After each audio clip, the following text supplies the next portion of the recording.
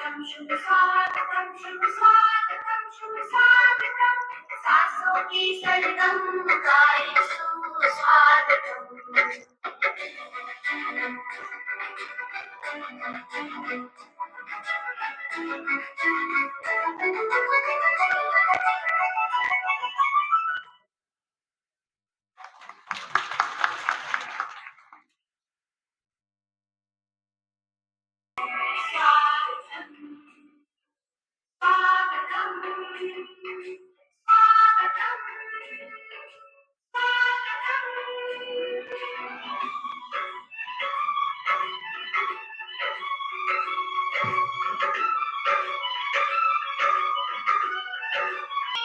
आपका स्वागत है, इधर मन से स्वागत है। अच्छे हैं भाग्य हमारे, जो आप यहाँ है पधारे।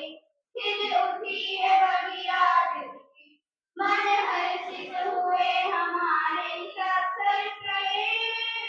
आपका स्वागत है, कि तन मन से स्वागत है। नन्हे नन्हे फूलों से सुंदर यारी बनाए, भाव भरे पुष्पों से श्रद्धा कुछ सजाए। स्वीकार हार कर लेना, आशीष हमें दे देना। जो खता हुई हो हम पे, तो उसे माफ कर देना इस अवसर पे। आपका स्वागत है, कि तन मन से स्वागत है।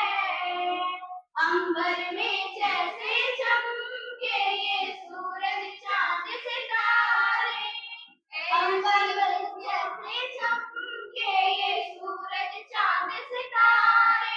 है अभी आपके आने से दिखते वही नजारे। थी प्रतीक्षा हमें जिसकी, वह सुबह अवसर है आया। नैनों में चमक आई जो, दीदार आपका पाया इस अवसर पे। आपका स्वागत है, कि तन मन से स्वागत है।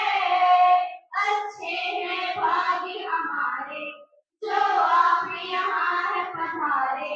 खिल उठी है बगिया दिल की, मन हर्षित हुए हमारे इस अवसर पे।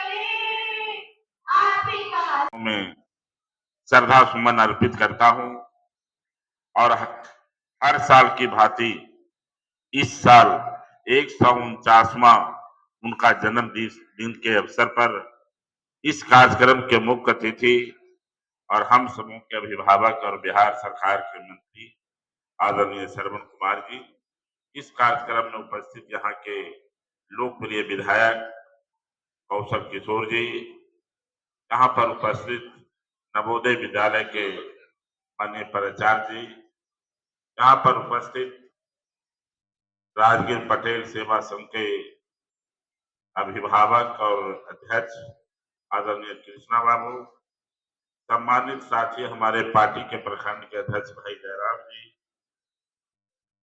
भाई देवेंद्र कुशवाहा जी, सम्मानित साथी हम लोग के अभिभावक आदरणीय गोपाल बाबू, भाई धनंजय देव जी, इस कार्यक्रम में उपस्थित सभी देवियों एवं सज्जनों, नौजवान दोस्तों, आज सरदार पटेल की 149वीं जयंती के अवसर पर हम लोग यहाँ पर इकट्ठा हुए। सरदार पटेल में जो खासियत थी उन पर ही प्रकाश लोग डालते रहे हैं।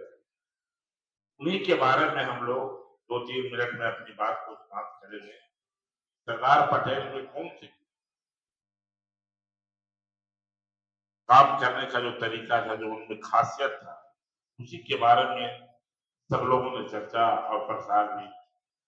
मैं समझता हूं कि आज सरदार पटेल होते तो देश का जो विकास है, चाहे कोई भी नेता हो, किसी पार्टी का, उनका जो काम करने का तरीका था, सोच लीजिए कि जब भारत की आजादी मिली थी, उस समय 566 रियासतें, जो छोटे छोटे राज्य थे, जो बड़े बड़े जमींदार थे, उनके हाथों में था, और वो भारत में मिलना नहीं चाहते थे।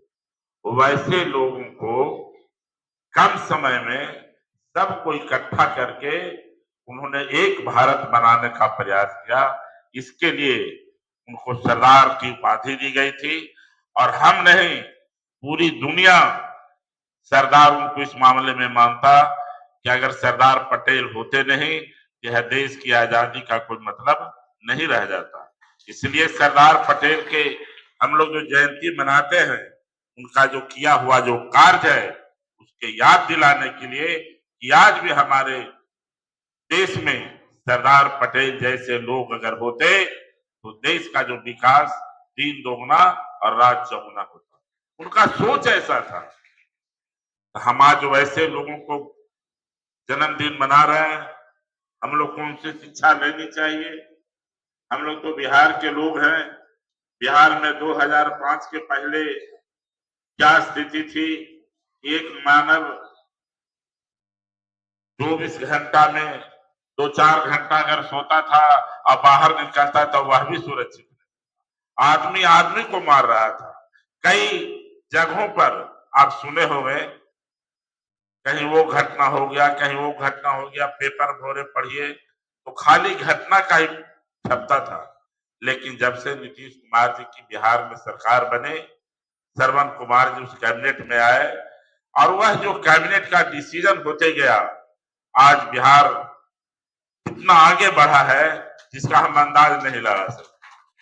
माननीय मंत्री जी और हम दोनों, राज्यपाल मैडम गुजरात के आए हुई थी, कल हम लोग मिले उनसे, तो उन्होंने बिहार के बारे में, नालंदा के बारे में जो बताया, तो उन्होंने कहा कि इतना बच्चे कहां से आ रहे हैं, यहाँ यूनिवर्सिटी 3-3 4-4 है।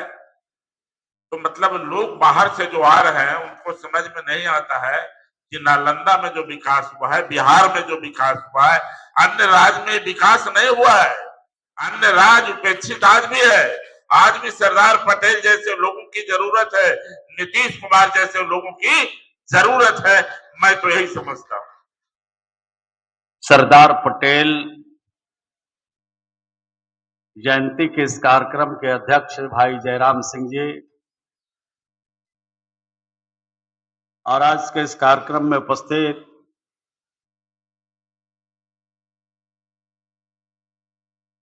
नालंदा के लोकप्रिय सांसद भाई कौशलेंद्र कुमार जी,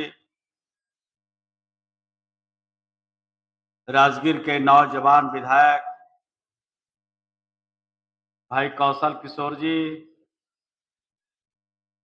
नवोदय विद्यालय के प्रभारी प्राचार्य श्रीमती सुषमा वर्मा जी, पटेल सेवा सदन के कार्यकारी अध्यक्ष आदरणीय रामकृष्ण प्रसाद जी, राजगीर के प्रमुख साहिबा उप प्रमुख जी, मुन्ना प्रसाद जी, धनंजय देव जी, आदरणीय गोपाल शरण सिंह जी, आदरणीय मन्नू भैया, श्रीमती अनीता गहलोत जी, मुखिया श्रीमती मंजू जी, अरुण कुमार वर्मा जी, मुकेश कुमार जी, मुन्ना मल्लिक जी, देवेंद्र कुशवाहा जी, मनोज भैया जी, अशोक दास जी, दयानंद जी, श्री अखिलेश दास जी, श्री अलेंद्र कुमार जी, श्री अजय पासवान जी, श्री मिंटू चौधरी जी, सुचित कुमार जी, श्री शिव कुमार कुशवाहा जी, श्री प्रेस के सभी हमारे प्रतिनिधिगण, आज सरदार पटेल जी की जयंती पर हर वर्ष की भांति इस वर्ष भी राजगीर में सरदार पटेल जयंती मनाई जा रही है। सरदार पटेल जी के बारे में इस विद्यालय के प्रधानाचार्य जी ने विस्तार से बात को रखी उन्होंने। और माननीय विधायक, माननीय सांसद महोदय ने भी बात को रखी। और लोगों को भी इसमें बोलने का अवसर मिलता, लेकिन आज त्योहार है, सब लोग लक्ष्मी की आराधना करेंगे, पूजा करेंगे, इसलिए जल्दी यह कार्यक्रम हो रहा है। देश में सबसे ज्यादा अत्याचार अगर अंग्रेजों ने किया तो किसानों के साथ किया सबसे ज्यादा अत्याचार। और सरदार पटेल किसानों के लिए लड़ाई लड़े और किसानों को न्याय भी दिलाया और अंग्रेजों को भी भगाने का काम किया। ये सरदार पटेल की। तो सरदार पटेल के ही रास्ते पर हमारी सरकार चल रही है। सबसे पहले बिहार में हम लोगों ने ज्ञान के क्षेत्र को सबसे पहले चुना, जिसकी चर्चा हमारे एमपी साहब अभी कर रहे थे। ये बात सही है कि सरदार पटेल की उपेक्षा हुई, सरदार पटेल को के साथ उनके साथ भेदभाव हुई, लेकिन सरदार पटेल ऐसे व्यक्तित्व के धनी थे कि सरकारों ने तो उनकी उपेक्षा किया ही, लेकिन सरदार पटेल को हिंदुस्तान के लोगों ने अपने दिल पर बैठा लिया। ये सरदार पटेल का जो काम था, उसके चलते सभी के दिलों में वास। देश के अंदर जितनी शिक्षण संस्थाएं आज चल रही है,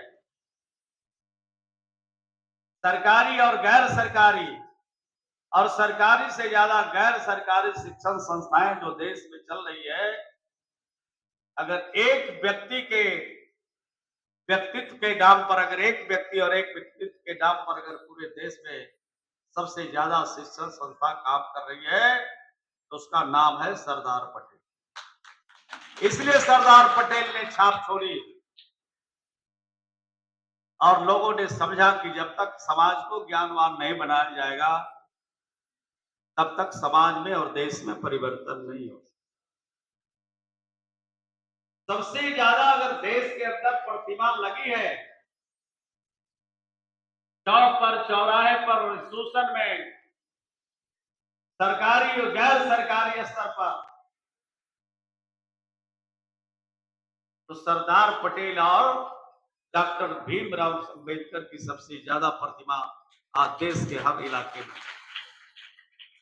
इसका मतलब यही है कि सरकार ने तो उपेक्षा किया, परंतु देश की जनता ने उनको दिल में बैठा के रखा। इस बात का गवाह है, इस बात का प्रमाण। हम लोग तो काम कर रहे हैं,